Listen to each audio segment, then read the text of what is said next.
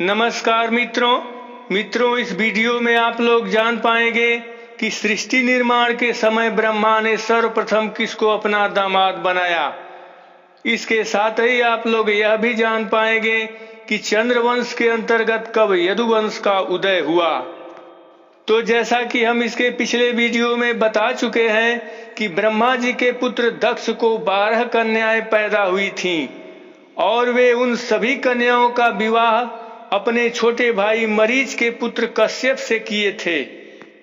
तब दक्ष की 12 कन्याओं और मुनि कश्यप के संयोग से सृष्टि निर्माण का कार्य 90% पूर्ण हो सका, जिसमें कश्यप गोत्री सूर्यवंश के साथ साथ सभी चौपाए जंतुओं, दैत्यों, अप्सराओं और गंधर्वों की उत्पत्ति हुई।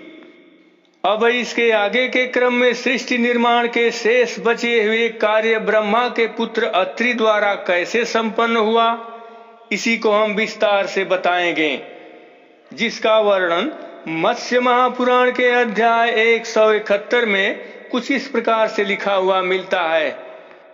जिस समय दक्ष ने कश्यप को अपनी उन 12 कन्याओं को पत्नी रूप में प्रदान किया था, उसी समय ऋषिवर ब्रह्मा ने नक्षत्र संज्ञक रोहिणी आदि सभी पूर्णिमयी कन्याओं को चंद्रमा के हाथों में सौंप दिया।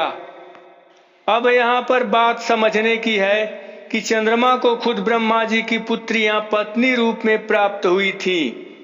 अतः यहाँ पर चंद्रमा और ब्रह्मा जी का बहुत नजदीकी रिश्ता दामाद और ससुर का बनता है। इस प्रकार से चंद्रमा ब्रह्मा जी का प्रथम दामाद हुआ।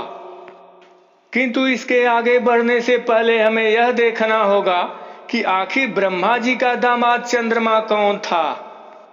तो इसके लिए हम बता दें कि प्रथम सृष्टि निर्माण के समय ब्रह्मा जी के मानसिक संकल्पना द्वारा 12 पुत्र पैदा हुए, जिसमें मरीच के बाद अत्रि पैदा हुए।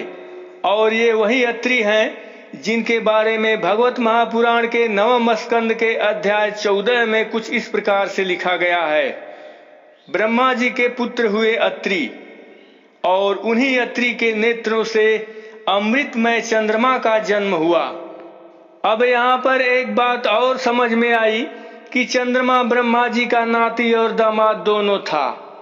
इस प्रकार की स्थिति को जानकर आश्चर्य नहीं करना चाहिए, क्योंकि यह सृष्टि निर्माण का प्रथम क्रम है, जिसकी वजह से सृष्टि निर्माण का कार्य आगे बढ़ा।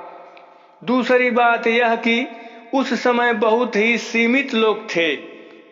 फिर आगे के क्रम में अत्रि के पुत्र चंद्रमा से चंद्रवंश की उत्पत्ति हुई, और इस चंद्रवंश में कुछ महान ऋषि भी पैदा हुए थे, जिनके बारे में मत्स्य महापुराण के अध्याय 198 में स्पष्ट रूप से लिखा गया है कि महर्षि अत्रि के पुत्र श्रीमान सोम अर्थात चंद्रमा हुए, और उनके वंश अर्थात चंद्रवंश में विश्वामित्र उत्पन्न हुए। और इसी चंद्रवंश में आगे चलकर नहुस के पुत्र ययाति हुए, और इस ययाति की प्रथम पत्नी शुक्राचार्य की पुत्री देवयानी से यदु पैदा हुए, जिनसे यदुवंश का उदय हुआ।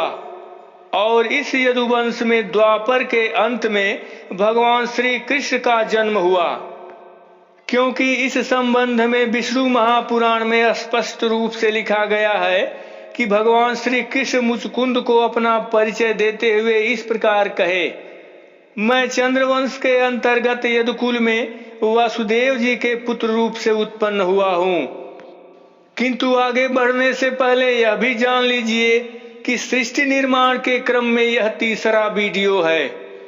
इसके पहले और दूसरे वीडियो को देखने के लिए उनका लिंक डिस्क्रिप्शन में दिया गया है। तो मित्रों, सृष्टि निर्माण में अत्रि गोत्र के चंद्रवंशियों की भूमिका वाला यह प्रसंग कैसा लगा अवश्य बताइएगा।